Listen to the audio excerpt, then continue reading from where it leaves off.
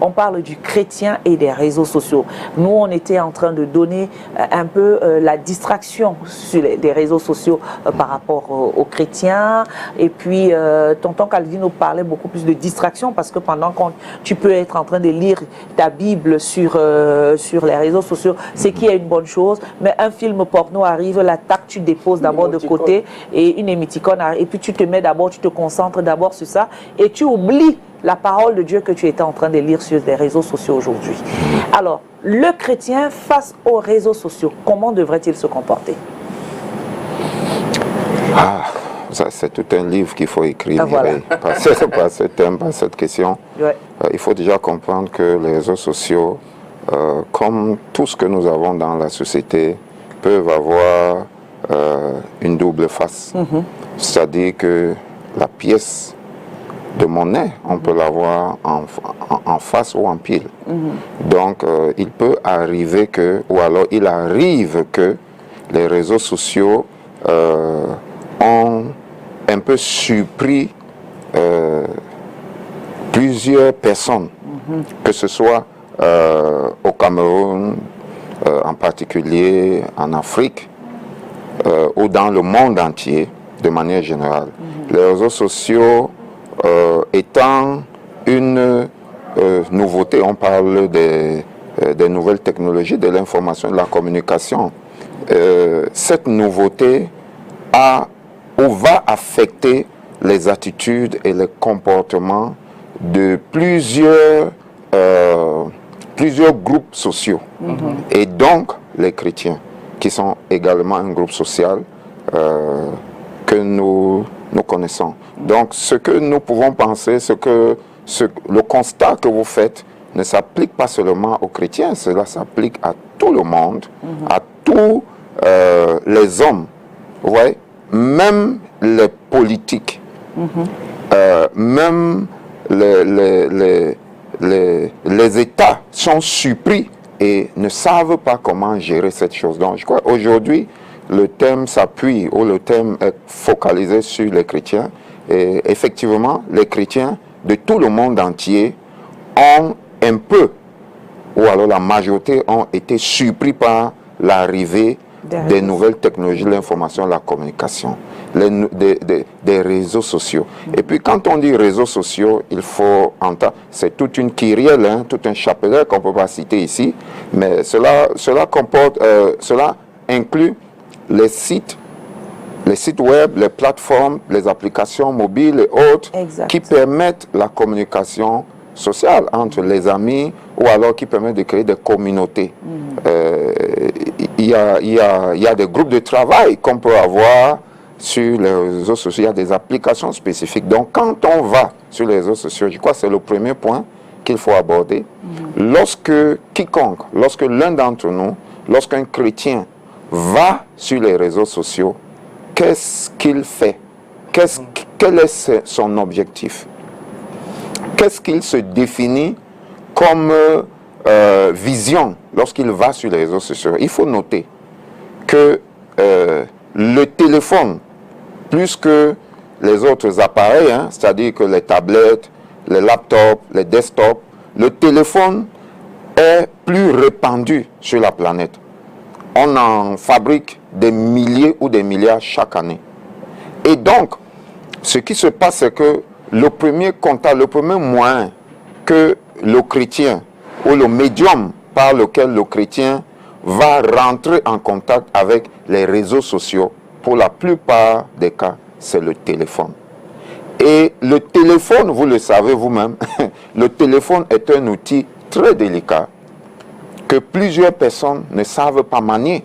Vous comprenez? Le téléphone est un appareil qui demande un minimum de culture pour l'utiliser. Parce que dans le téléphone, justement, vous allez trouver un certain nombre d'applications qui vous mettront en contact avec le monde, dans le web. Et donc, si déjà, en tant que chrétien, vous ne savez pas vous servir de votre outil qui vous met en contact avec le monde, vous risquez vous retrouver dans des ennuis. Vous risquez vous retrouver dans des problèmes. Commençons par là. Parce que c'est la première chose qui vous met en contact avec le monde extérieur, votre téléphone. je fais abstraction des autres que j'ai cités. C'est-à-dire que l'ordinateur, la tablette et autres. Vous voyez un peu. Et donc, on a vu des gens qui ne savent que appeler, lancer un appel et le recevoir. Pourtant, ils ont des téléphones de 400 000, 800 000. Vous vous imaginez, si vous mettez Internet dans un tel téléphone et qu'il arrive que des applications se mettent dans leur vie, dans leur gestation normale, qu'est-ce que vous allez faire si vous ne savez pas utiliser votre téléphone? Et donc, plusieurs personnes sont même arrivées à poster des choses qu'ils n'avaient pas voulu poster. Plusieurs personnes se sont retrouvées sur des plateformes ne connaissant pas comment interagir sur cette plateforme. Ils se sont retrouvés en train de faire ou en train de dire des choses qu'il ne faut pas dire. Donc vraiment pour moi, c'est le premier préalable qu'il faut poser. Il faut que le chrétien sache utiliser l'appareil qui est entre ses mains. Parce que cet appareil peut être pour lui une arme positive, bien sûr. Il peut également être une arme de destruction. Donc, maintenant, rentrer dans les applications. Nous n'allons pas parler de tous ces réseaux sociaux, hein, mais les plus connus, vous les connaissez. C'est Facebook, c'est YouTube, sans publicité. Facebook, YouTube, vous avez TikTok, vous avez LinkedIn, vous avez WhatsApp, vous avez Telegram, vous avez Signal, vous avez ainsi de suite, ainsi de suite. Vous avez par exemple des gens qui ne savent pas qu'ils peuvent poser leur CV sur LinkedIn. Ils peuvent poser leur profil sur LinkedIn, qui est un réseau social, vous comprenez, et qui permet de se vendre. Lorsqu'on a un bon CV, lorsqu'on cherche un emploi. Exactement. Vous savez, il y a de très bonnes choses sur les réseaux sociaux. Tout dépend de celui qui l'utilise. Oui, qui l'utilise ou qui les utilise. Tout dépend de la personne qui rentre en contact avec ces réseaux sociaux. Mais vous allez remarquer, tel que vous l'avez dit Mireille, vous allez remarquer aujourd'hui que vraiment c'est un peu comme un fourre-tout, c'est un melting pot. Et je dis que le reste de la société n'est pas en reste, enfin n'en est pas exempté. Mais le chrétien, comment est-ce qu'il doit se comporter face à cette réalité qui est là? Justement, révérend, en parlant de se comporter, tout à l'heure je disais par exemple, partant d'un proverbe, que l'excès de tout nuit. Et j'ai dit que, par exemple, lorsque tu es une fille sur TikTok, elle tape peut-être depuis le matin, elle tape peut-être 7 heures du temps sur TikTok. En partant simplement du proverbe qui dit que l'excès nuit, est-ce qu'on pourrait dire que le temps qu'elle a mis sur TikTok, c'est un péché? Bon, permettez-moi, Calvin, merci pour votre question, permettez-moi de ne pas être rigide, de ne pas être tranché, parce que vraiment le Seigneur enseigne à ses brebis, à ses enfants à être autonomes, à être réfléchis, à être libres et à utiliser leur libre arbitre. Le libre arbitre, ce n'est pas le libertinage. Qu'est-ce que je veux dire par là? Ce que nous voulons dire tout simplement, c'est que rendu dans les Écritures, le chrétien c'est qui? Le chrétien, c'est cette personne-là qui a reconnu Jésus-Christ comme son Seigneur et son Sauveur et qui le suit comme un disciple suit son maître. C'est-à-dire, il y a deux choses. Il y a les enseignements qu'on reçoit du Christ et il y a leur application. Ce que les Écritures, les Saintes Écritures nous demandent de faire, donc dans le livre de Romains, vous le savez, c'est de ne pas nous conformer au siècle présent. Romains chapitre 12, il dit à partir du verset 1, « Je vous exhorte donc, frères, par les compassions de Christ, de Dieu, à offrir vos corps comme un sacrifice vivant à Dieu, hein? Ce qui sera de votre part un culte raisonnable. Ne vous conformez pas au siècle présent. Mais soyez transformés par le renouvellement de votre intelligence. » Qu'est-ce que ça veut dire concrètement? Le changement de paradigme.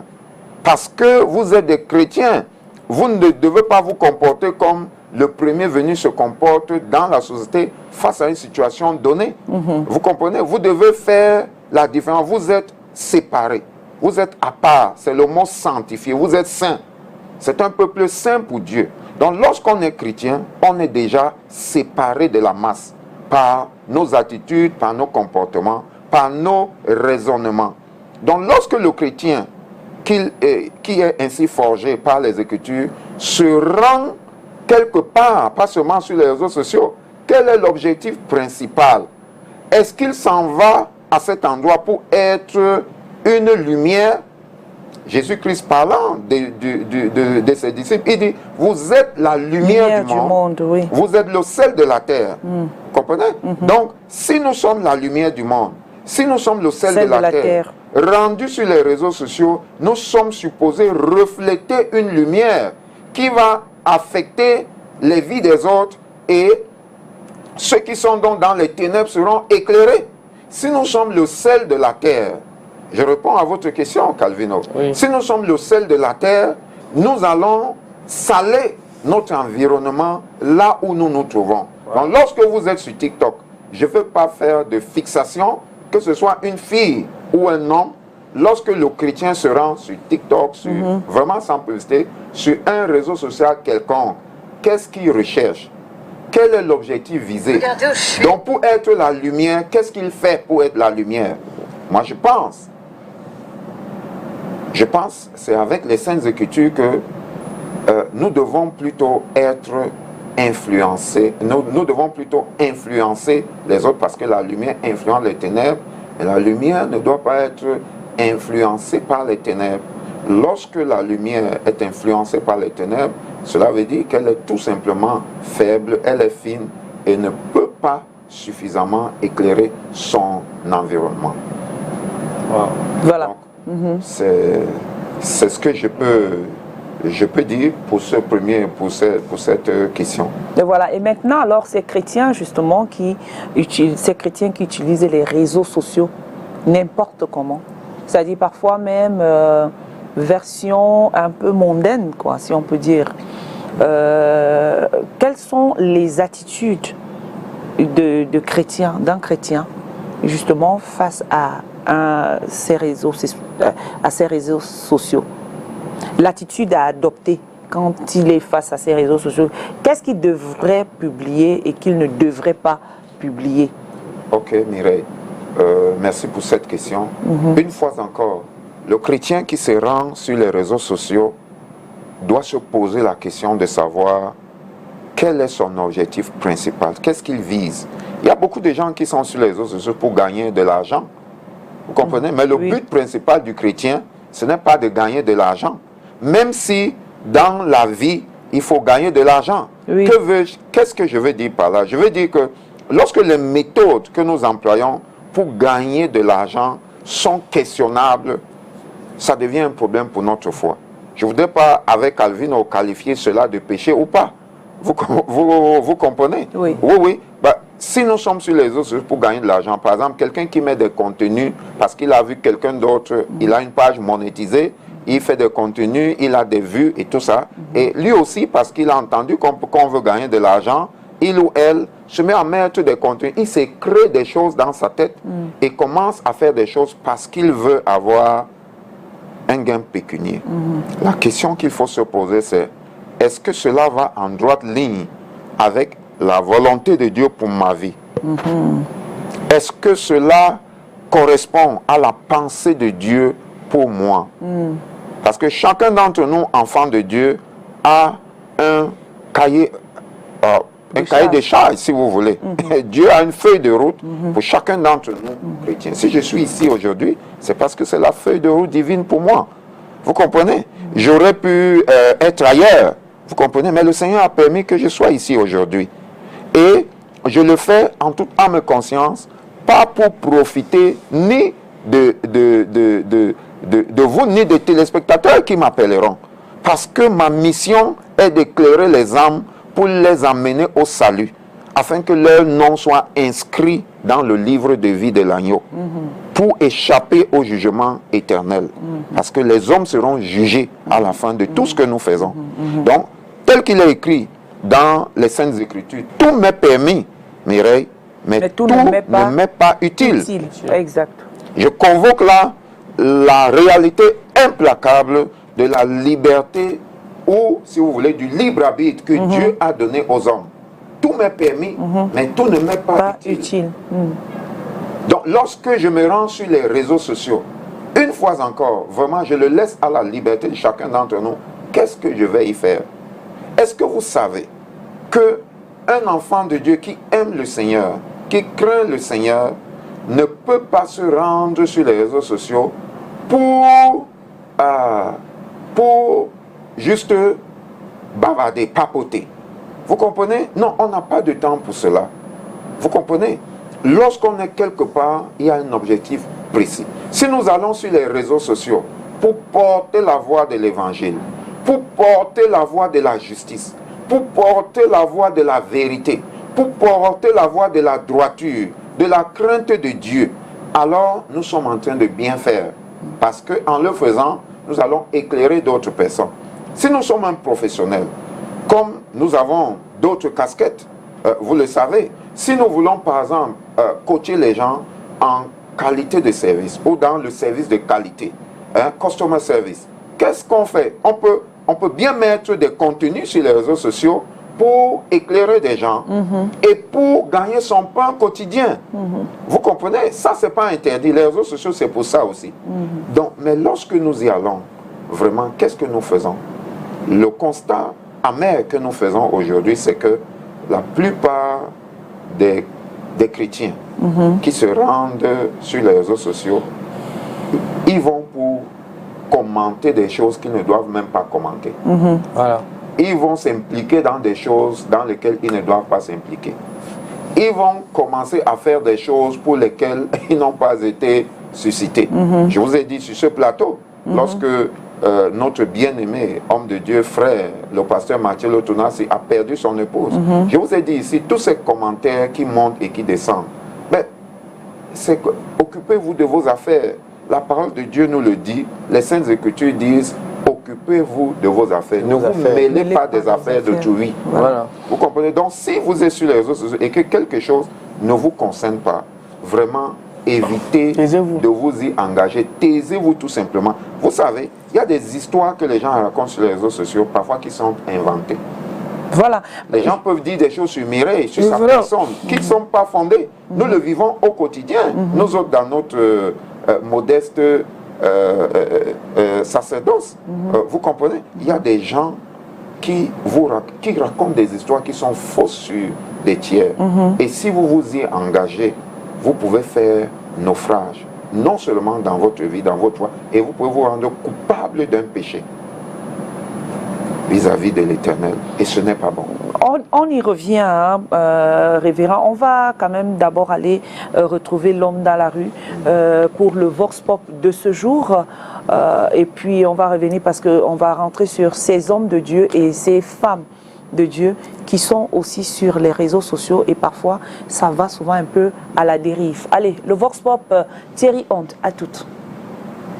Dieu dans les réseaux sociaux est tellement important dans la mesure où, en passant par les réseaux sociaux, ça permet aux hommes de Dieu de mieux passer la parole de l'évangile. Alors, et à travers les réseaux sociaux, ils peuvent toucher des gens, des personnes à distance. Alors, ils essaient, à travers les réseaux sociaux, ils essaient aussi d'élargir leur champ lexical, donc leur champ de communication. Donc, les réseaux sociaux pour les hommes de Dieu, c'est une grande nécessité aussi pour eux de pouvoir passer l'évangile de Jésus-Christ. Pour moi, la présence des chrétiens sur les réseaux sociaux et aussi des pasteurs est normale.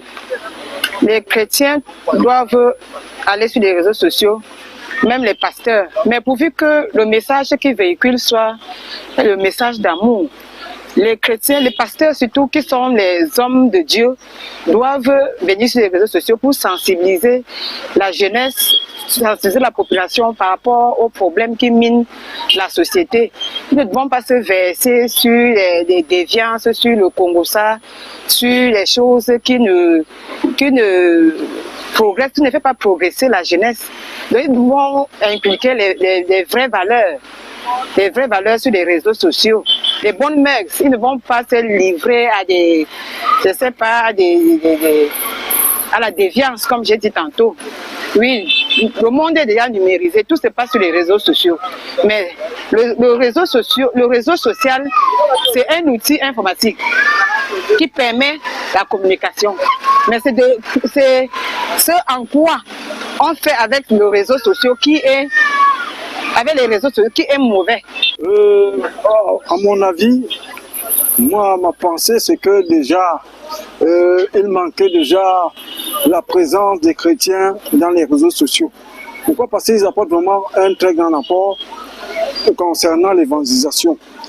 Parce que plusieurs, jusqu'aujourd'hui, ne comprennent vraiment pas la nécessité de l'évangile. Oui, ils se disent qu'il faudrait mener leur vie sans tenir compte du Créateur qui nous a en fait créés pour un but.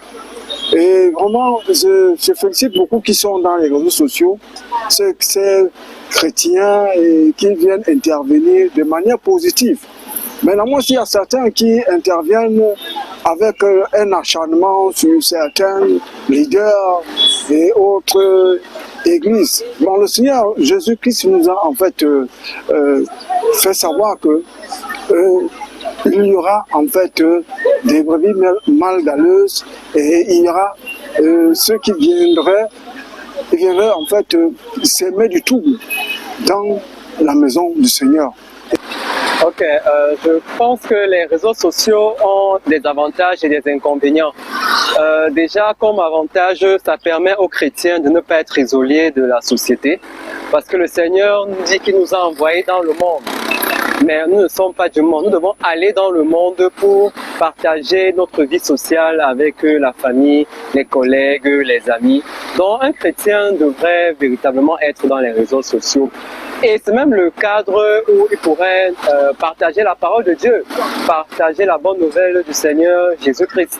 Malheureusement, les réseaux sociaux ont comme inconvénient que ce sont des plateformes qui occupent énormément, qui distraient aussi, et parfois on peut être dérouté de l'objectif pour lequel on partait se connecter au moment donné.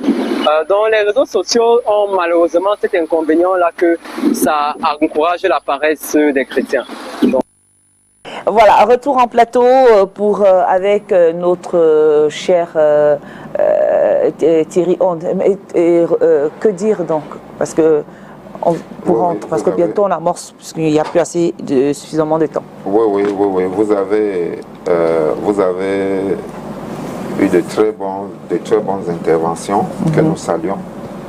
En réalité, les réseaux sociaux, nous l'avons dit, hein, c'est un couteau à double tranchant. C'est un couteau à double tranchant.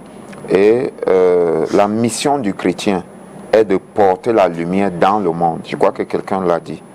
Et cela dit, lorsqu'on le sait, on peut éviter de se faire une victime de tout ce qu'on a sur les réseaux sociaux en étant réservé. Et donc en limitant nos actions à des choses positives envers la société, envers les cibles que nous pouvons avoir, hein. C'est-à-dire, comme on a dit, dans tous les domaines d'activité. Je vais vous dire quelque chose. Vous savez, nous sommes dans un monde où les ténèbres cherchent à dominer et à influencer tous les hommes. Exact. Le mal est rampant et il se multiplie à une vitesse exponentielle.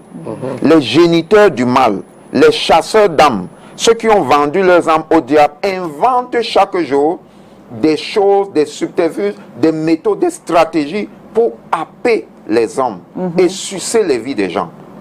Vous allez être surpris que plusieurs personnes, plusieurs de ceux qui ont créé certains réseaux sociaux, les ont créés dans un but précis de distraire la masse. Vous comprenez? De distraire la masse, d'apporter plus de ténèbres dans les vies des gens. Cependant, nous pouvons nous servir des réseaux sociaux pour évangéliser davantage, pour porter la lumière. Lorsque, en tant qu'enfant de Dieu, en tant que disciple de Jésus, en tant que chrétien, nous sommes dans une société, nous avons trouvé la société telle qu'elle est. Nous ne pouvons pas faire autrement. La seule chose que nous devons faire, c'est d'essayer d'apporter plus de lumière dans tout ce que nous faisons.